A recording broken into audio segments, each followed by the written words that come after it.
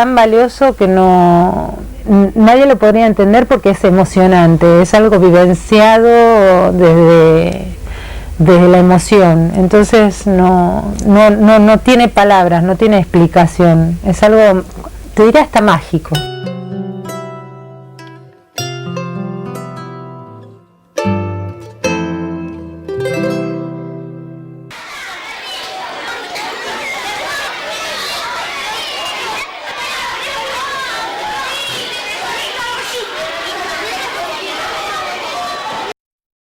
Yo esperaba venir acá para estar cómodo y feliz y hacer lo que tenía ganas. Acá no escribimos nada, no te dan deberes, digamos. En realidad sí, no son deberes tampoco, no eran deberes.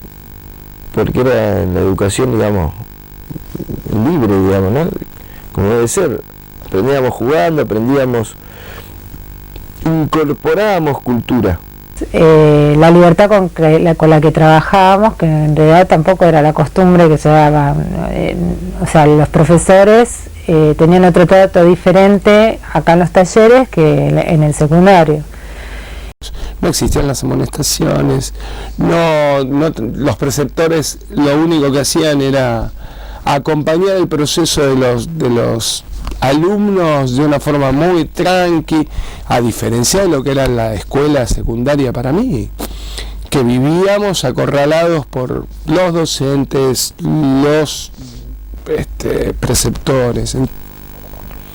Y aparte el tema de la entidad, porque yo acá tenía entidad, no solo como persona, sino artísticamente, digamos, ¿no?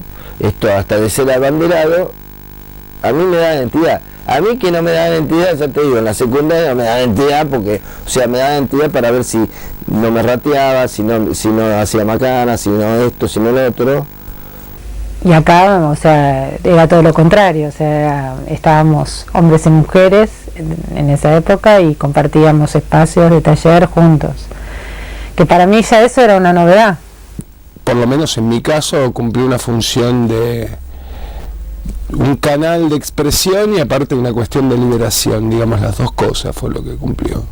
La mayoría de las actividades que hacemos acá tienen que ver con lo grupal, o sea, no lo podemos hacer solo, y entonces empezamos a entender que solo no podíamos hacer nada, que necesitábamos del otro, que teníamos que registrar al otro, que teníamos que escuchar al otro, que si hacíamos música teníamos que escuchar al guitarrista o al que nos estaba acompañando, o al revés, o estábamos acompañando a nosotros. Y no vamos a poner el acento en cómo va a ser el resultado, sino vamos a poner el acento en que el proceso para llegar a ese resultado sea un proceso donde la persona realmente se esté desarrollando de acuerdo a sus propios deseos, a sus propias necesidades, a la etapa evolutiva que atraviesa. Es a través del arte como verdaderamente el sujeto se expresa, y un sujeto que se expresa es un sujeto que piensa. Cuando un sujeto piensa, entonces es un sujeto que puede modificar la realidad con los otros.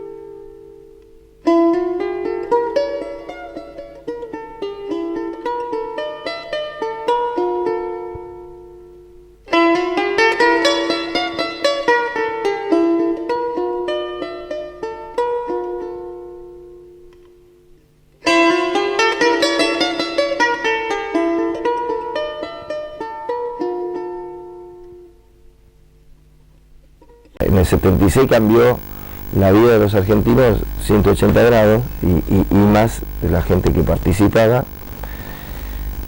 Empecé todo un proceso también en la secundaria con intervención militar,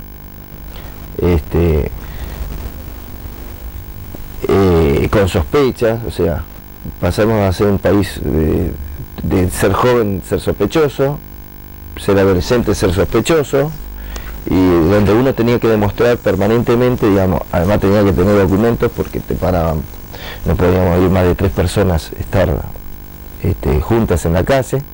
Realmente estábamos en casa, hacíamos peñas acá y yo nunca tuve conciencia del peligro de todas esas situaciones.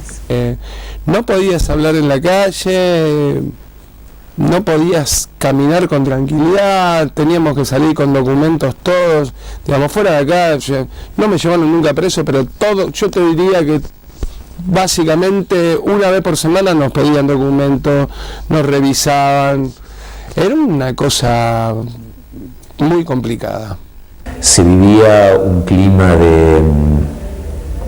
de incertidumbre, de ciertos temores, aunque uno los tenía como naturalizados, formaban como la parte como lo diario, esto de tener la precaución de ir por la calle con documentos. Todos teníamos miedo, nadie dejaba de no tener miedo, lo que pasa es que era un miedo también encubierto, porque uno hacía la vida cotidiana y los miedos en realidad se ocultaban. Nosotros salíamos de acá muy tarde y bueno, siempre teníamos la sensación de que nos podía pasar algo, porque uno ha perdido amigos, familiares, gente conocida, y o sea que no sabías en qué momento podía pasar algo, ¿no?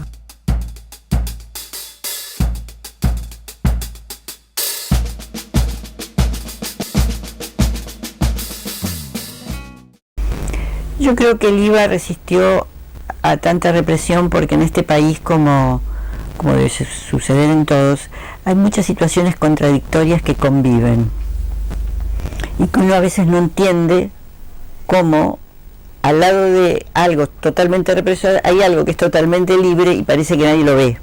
La educación artística es, dentro de toda la educación, que ya es algo bastante descuidado, a pesar de que los discursos dicen que no, pero que sabemos que es bastante descuidado, la educación artística es lo más descuidado. Es como algo que no hacen esas pavaditas de escribir cositas o dibujar. Lo mismo los títeres, son esa tontería. Entonces, a mí me parece que esa condición de marginalidad que tiene el arte y la educación artística ha sido lo que la ha protegido. Privilegio de poder estar en una época, en un lugar que fue contenedor. Sino en el medio de todo esto nos hizo descubrir caminos impresionantes, que eran caminos expresivos, digamos, porque estamos hablando de una sociedad represiva y nosotros venimos acá y eso también me pasó desde muy chico, que me impresionaba, por ejemplo, agarrar los óleos, digamos, y pintar lo que se me dé la gana, y tener materiales, ¿viste? Y hacer cerámica. Querían hacer la imagen del Che Guevara, estábamos en pleno proceso. Entonces, bueno, se decidió que ya estaban trabajando en eso, con la imagen del Che Guevara, pero ellos lo que pedían eran, en aquel entonces el patio era mucho más grande, las obras que habían realizado, exponerlas en el patio. Y bueno, se cerró la puerta de entrada del IVA con llave, se hizo la exposición y después se guardó todo y ahí recién salieron el grupo de alumnos, ¿no?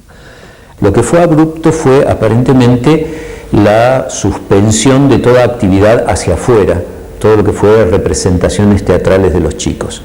Seguimos trabajando con el mismo método, seguimos trabajando de la misma manera, seguimos protegiendo el proceso de los alumnos de la misma forma, tal vez como en silencio, tal vez como tratando de que el resto de la sociedad ni siquiera se diera cuenta que este instituto existía, digamos. Al contrario, digamos, acá me lo sacaba el miedo y además, ya te digo, me hicieron descubrir un espacio por medio, digamos, del arte que de alguna manera me redimía, me sacaba de todo eso y me volvía a lo mejor que yo tenía. Vivenciaba por secuencias el miedo y lo que generaba la parálisis de las situaciones, pero cuando uno se incluía acá adentro era como otro ámbito. Y es más, cuando te encontrabas con los compañeros, salir de acá también era generar otro espacio, porque no vivenciabas el peligro afuera. Y bueno, en un momento entra una alumna corriendo que la perseguía el ejército. Y bueno, se nos metió todo el ejército dentro del instituto. Y él me preguntaba si realmente la adolescente que había entrado era alumna nuestra, porque no tenía documentos. Y bueno, sí, era alumna nuestra. Yo con la mirada, él le decía que sí, sacamos registro como para que comprobaran que era alumna nuestra, estuvieron un buen rato, hasta que, bueno, se fueron. De hecho, lo que parece haber existido es un intento por parte de las autoridades de esta institución de que esto no tuviese difusión hacia afuera, ¿no? Como que se trató de mantener esto como fuera de si bien era una institución pública, como fuera de la información que manejaban las autoridades. No se sabía bien qué se hacía acá, no se hacía ningún tipo de muestra hacia afuera, no había ningún tipo de cosa que saliese hacia afuera, aparentemente tratando de que esto se pudiese preservar. Sinceramente era un lugar de encuentro y un lugar de liberador, en el sentido de que era lo único que podíamos hacer en ese momento fuera de toda la educación formal. Protegiendo lo que dentro de eso se estaba produciendo y que fueron como núcleos de resistencia. Uno de ellos yo creo que era el Labardén, más allá de que por ahí no éramos tan conscientes, pero era realmente un núcleo de resistencia, porque nosotros seguíamos formando a los niños y a los adolescentes en los principios de la democracia, de decir lo que se pensaba, de la libertad, de la solidaridad, de esos valores.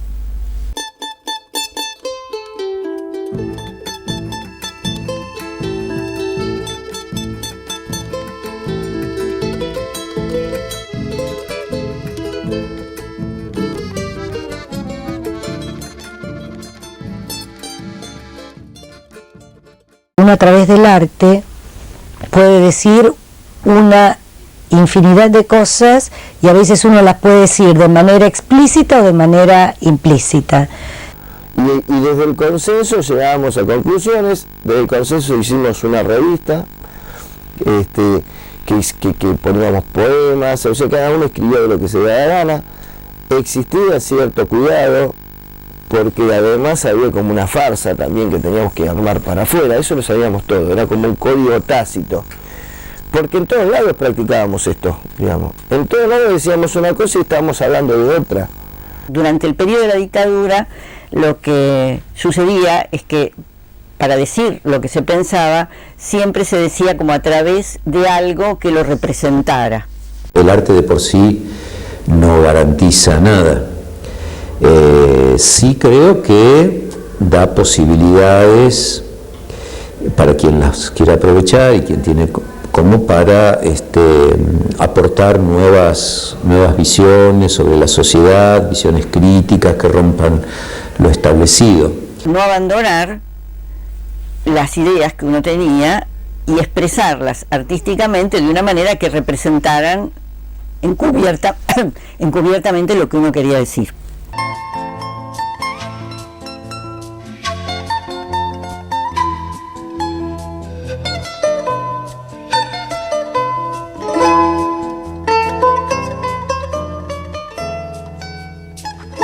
Fundamentalmente lo que me marcó es mirar la vida de otra manera, mirar la vida desde un lugar totalmente distinto a lo que hubiera sido si hubiera tenido nada más que la educación formal. Yo venía a un lugar donde realmente de alguna manera podía expresarme y vincular mi mundo interno, ¿entendés?, con otros pares y otros compañeros, y a la vez era contenido por profesores. El tema artístico a mí me ayudó mucho a sacarme inclusive la timidez. Eso me sirvió mucho el animarme, digamos, que es un hecho artístico fundamental, digamos. En realidad no me marcó, sino lo que digo es que me marca permanentemente, porque yo aprendo del IVA todos los días de mi vida. Pero de alguna manera me estaban enseñando eso, digamos, el afecto, la solidaridad, el cariño por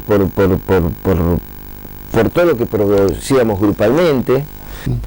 El hecho de que la mayoría de los compañeros de mi generación manden a sus hijos, que creo que esto marca la idea de que acá pasaron cosas muy buenas con el tema del arte. Algunos siguieron, otros no. En mi caso yo no seguí una carrera artística, pero siempre estuve atravesado por el tema del arte, digamos.